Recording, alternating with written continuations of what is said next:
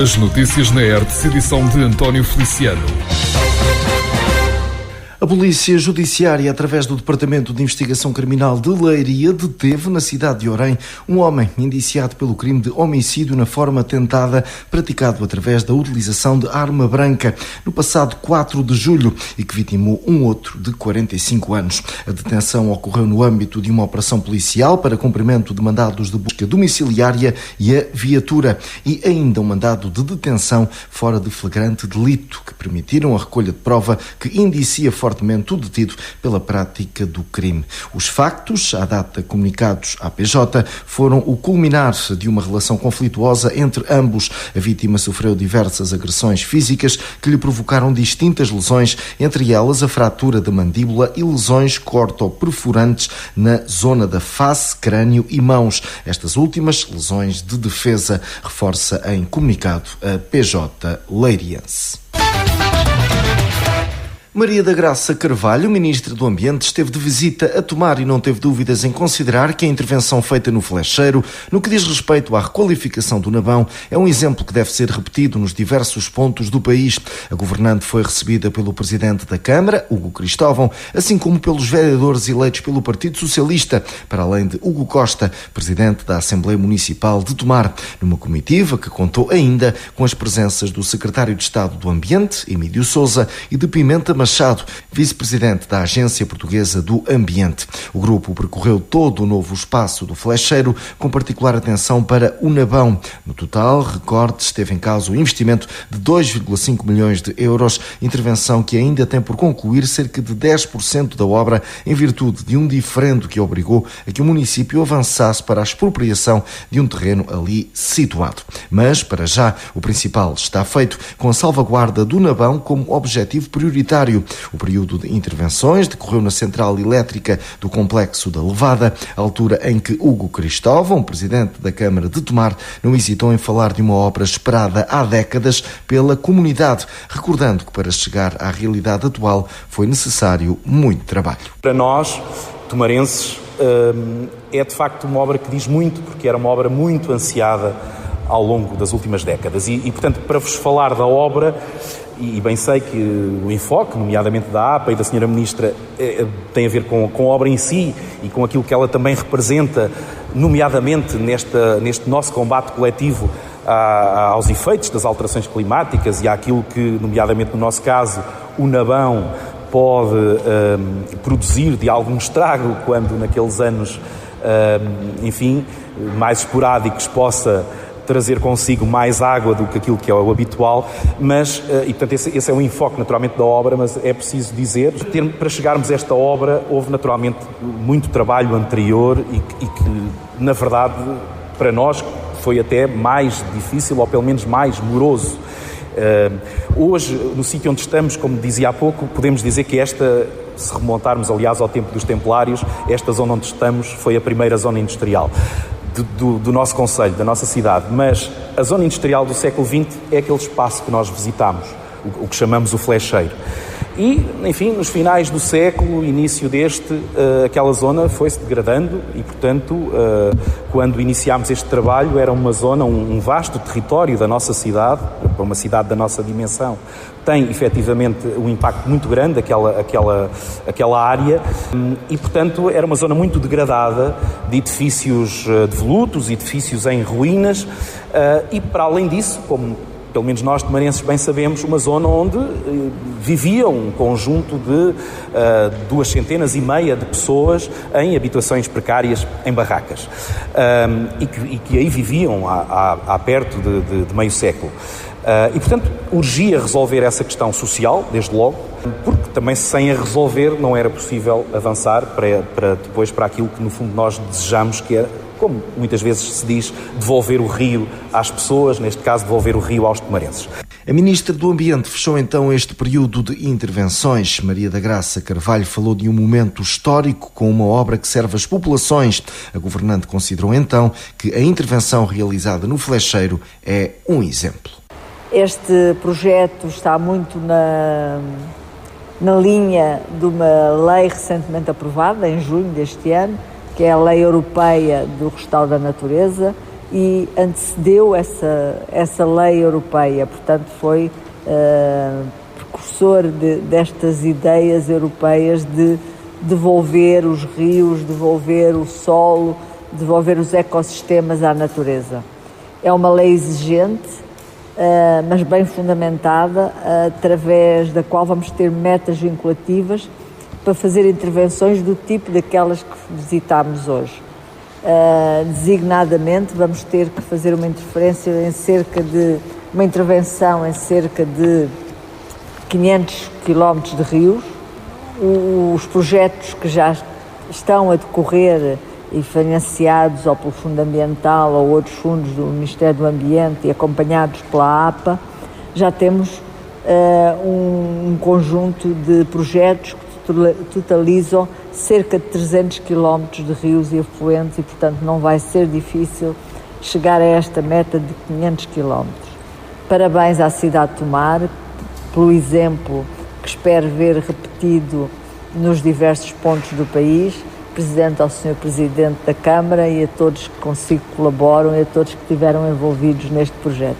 Ministra do Ambiente, de visita a Tomar, conheceu a recente requalificação no Flecheiro, nomeadamente no que diz respeito ao Nabão, e a classificou a obra como um exemplo à escala nacional. Rádio Hertz, a primeira a informar. O passe mensal dos transportes urbanos de Tomar vai ser gratuito. A medida será implementada pela Câmara Municipal e irá entrar em vigor a partir de 1 de setembro, no que se considera como um incentivo à utilização do STUT com circulação urbana e ainda por algumas zonas fora desse perímetro. O presidente da autarquia nabantina, Hugo Cristóvão, confirmou esta medida em recente Assembleia Municipal, medida que poderá traduzir-se em poupança para muitos utilizadores daquele transporte. Outra das melhorias que temos vindo a trabalhar, e acho que vai ser muito significativa, que temos vindo a trabalhar nos transportes urbanos e que implicará mais algum investimento do município, mas, como dizia, é um investimento que entendemos importante, é que as avanças, portanto, os passos mensais dos transportes urbanos vão passar a ser gratuitos. E, portanto, isso é, de facto, investir nas pessoas, trabalhar para as pessoas, trabalhar para as comunidades. Boas notícias para a mobilidade em Tomar no que diz respeito à área urbana. Passe mensal dos transportes urbanos vai ser gratuito. Assim acontecerá a partir de 1 de setembro. Rádio Hertz, informação. A Ministra do Ambiente, Maria da Graça Carvalho, considera que foi pena que Portugal não tenha aproveitado o Plano de Recuperação e Resiliência para obter financiamento e intervir nas áreas da água, saneamento e resíduos. Por ocasião da presença da governante em Tomar, no âmbito da visita à requalificação do Flecheiro, a Hertz questionou-a sobre os focos de poluição no Nabão e sobre a necessidade de intervir na Etar de Ceiça, estrutura situada na Sabacheira, desde logo para resolver a ausência de separativos, limitação esta que, em dias de chuva, faz com que as águas pluviais se misturem com os resíduos domésticos e cheguem depois ao rio. Questionada sobre se resolver este problema é a prioridade do Governo, Maria da Graça Carvalho não escondeu que nesta altura não há o dinheiro suficiente para resolver todos os problemas do país. É uma prioridade deste Governo todos os problemas relacionados com saneamento básico, com água. Agora, tendo dito isto, nós estamos a olhar para os financiamentos disponíveis e nós não temos, infelizmente, tanto no PO, no Programa Operacional Sustentável, nos programas regionais, o dinheiro suficiente para resolver todos os problemas do país. Dito isto, não quer dizer que não vamos fazer. Estamos a estudar outras formas, se calhar mais inovadoras, mais trabalhosas, de chegar a um financiamento que o país precisa tanto para a água como para o saneamento básico e para os resíduos. São 3 áreas em que não temos o financiamento suficiente que são necessários para as necessidades de todo o país. Uma das hipóteses que vamos estudar é, por exemplo, o recurso ao Banco Europeu de Investimento e outros mecanismos financeiros que nos possam ajudar a resolver os problemas, que são problemas importantíssimos que ainda estão por resolver. Não vamos aqui esconder que a Ministra provavelmente nem está ainda totalmente dentro do assunto, não é? Aquilo que tem vindo a ser prometido, também já pela governação anterior e trabalhado depois pelas entidades, é uma resolução que, como sempre se disse, é uma resolução complexa. E aquele número que foi apontado na altura, dos 22 milhões, uma pequena parte está feita, que foi precisamente a requalificação da ETAR de Ceiça, não é? Que vem trazer uma maior capacidade para o tratamento das águas e que, como também assistiram há dias na inauguração, está, aliás, ainda aquém da sua capacidade. Agora, essa é uma parte pequena da solução, porque depois a fatia de leão da solução é precisamente a questão dos separativos no Concelho de Orem. E isso é algo que demora, mesmo que haja financiamento, não se fazem, eu neste caso, lá está, em Concelho de Orem, não sei quantos quilómetros, mas imagino que serão umas boas centenas de quilómetros de condutas que não se fazem de um mês para o outro, de um ano para o outro. Portanto, mesmo com financiamento, isto é uma obra que naturalmente vai demorar o seu tempo e que a Câmara de Orem, com a Tejo Ambiente, vai ter que ir trabalhando, vai ter que ir promovendo, portanto, desenvolver projetos, encontrar financiamento para eles. É preciso que esse financiamento, portanto, exista por parte do Estado e dos fundos europeus, e é verdade, aliás, isso também foi dito há dias na apresentação da ETAR, que efetivamente os fundos europeus já não estão muito virados para estas questões do saneamento, mas, portanto, é um trabalho de perseverança que nós localmente, e aqui o nós localmente é realmente mais a Tejo Ambiente e a Câmara Municipal de Orem, vão ter que ir trabalhando com os vários governos, que vão ter que ir encontrando também forma de ajudar. Ministra do Ambiente, questionada pela ERD sobre os problemas de poluição no Nabão e sobre a necessidade de investimento na ETAR de Ceiça, a governante considera que foi pena que Portugal não tenha aproveitado o Plano de Recuperação e Resiliência para obter financiamento e intervir nestas áreas ambientais. É já a partir deste mês de agosto que o Mercado Municipal de Tomar terá um novo horário. Está em causa o funcionamento das 8 da manhã às 14 horas, isto às terças, quartas e quintas-feiras, enquanto que às sextas e sábados esse horário alarga-se entre as 6 da manhã e as 14 horas. Já aos domingos e às segundas o mercado irá estar encerrado. Importa recuperar as justificações de Rita Freitas, vereadora responsável pelo Pelouro dos Mercados e Feiras, que assegurou também que a grande maioria dos vendedores esteve de acordo com esta mudança. E deve-se ao facto de, atualmente, entre o período das 7 e as 8 da manhã, haver um fluxo muito diminuto de clientes, e mesmo os próprios vendedores chegam mais perto das 8 e pouco do que propriamente às 7. Desta forma, também tentar que os vendedores fiquem até mais perto da hora de encerramento, que é uma das críticas dos clientes atualmente. Foi efetuada uma reunião também com todos os vendedores para informar disto e ouvir a opinião deles, e na grande maioria todos concordaram. Mercado Municipal de Tomar com um novo horário a partir deste mês de agosto. Rádio Hertz, a primeira a informar.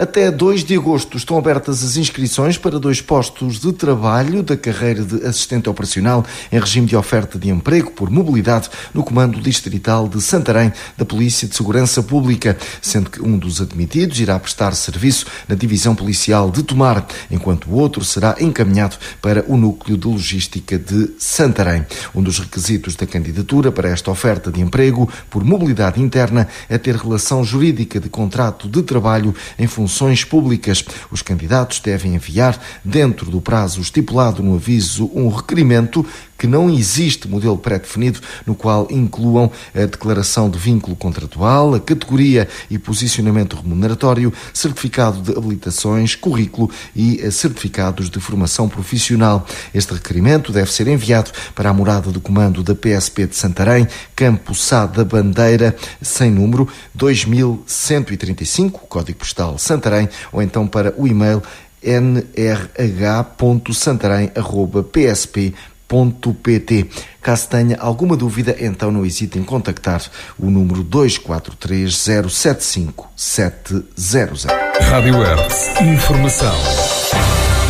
A situação terá ocorrido em Tomar, na envolvência à escola Santa Maria do Olival. Uma mulher diz ter sido abordada por um automobilista que a convidou a entrar no veículo quando a mesma ia a caminhar pelo passeio.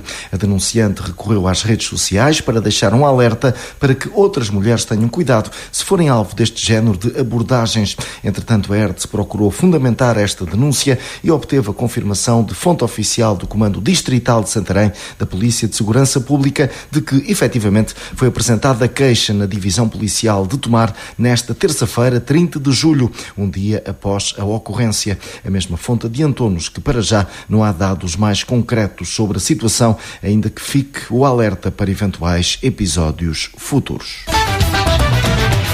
Um jovem de 17 anos foi detido pela Guarda Nacional Republicana de Almeirim, acusado de tráfico de droga. No decorrer de uma ação de patrulhamento preventivo e de combate à criminalidade, os militares da GNR depararam-se com o suspeito na via pública.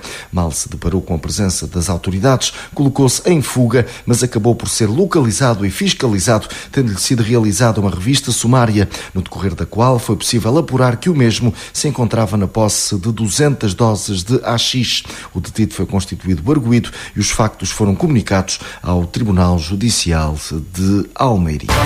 Rádio ERTS, a primeira a informar. A judoca tomarense Patrícia Sampaio irá estrear-se nos Jogos Olímpicos de Paris nesta quinta-feira, pelas 9 da manhã. Pela frente, a atleta da Sociedade Filarmónica Gualdim Pais terá a queniana Zedi Cherutzi, naquela que será a segunda fase eliminatória, categoria de menos 78 quilos. A adversária de Patrícia Sampaio é a 74ª classificada do ranking mundial daquela modalidade. Esta será a segunda experiência de Patrícia Sampaio em Jogos Olímpicos. Rádio ERTS, informação. O torneio internacional de iniciados de Abrantes aproxima-se para mais uma edição. A apresentação está feita e contou com a presença de Marco Caneira, antigo internacional português, ele que assume funções de patrono da competição. O torneio terá lugar entre 9 e 11 de agosto nos campos de futebol da cidade desportiva de Abrantes, de Alferrarete, do Rossio, do Pego e Tramagal. Registro para as presenças do Futebol Clube do Porto, Sporting Clube de Portugal, Sport Lisboa Benfica, Sporting Clube de Braga, Real Clube Desportivo de La Corunha e a Seleção Concelhia de Abrantes, que são as equipas que integram este torneio. Nota importante centra-se na novidade de que todos os jogos serão transmitidos em direto através do canal de YouTube do município de Abrantes, com comentadores do concelho e treinadores das equipas. Haverá flash interview no final de cada jogo e a final terá transmissão em direto pela Sport TV. A ERTS falou com Manuel Valamatos, presidente da Câmara de Abrantes, que perspectivou esta edição e congratulou-se com a dimensão que este torneio já atingiu. Este foi um caminho longo. Ao fim de 16 anos temos connosco os melhores clubes do país no âmbito do futebol de formação.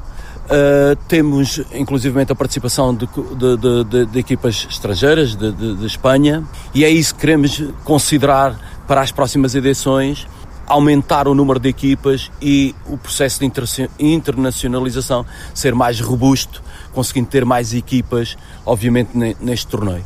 Mas é isso, é uma história de 16 anos que afirma este torneio internacional de iniciados, que tem, obviamente, o suporte desde logo da Associação de Futebol Santarém e da Federação Portuguesa de Futebol, como um evento do calendário, sobretudo dos escalões de formação, do calendário nacional.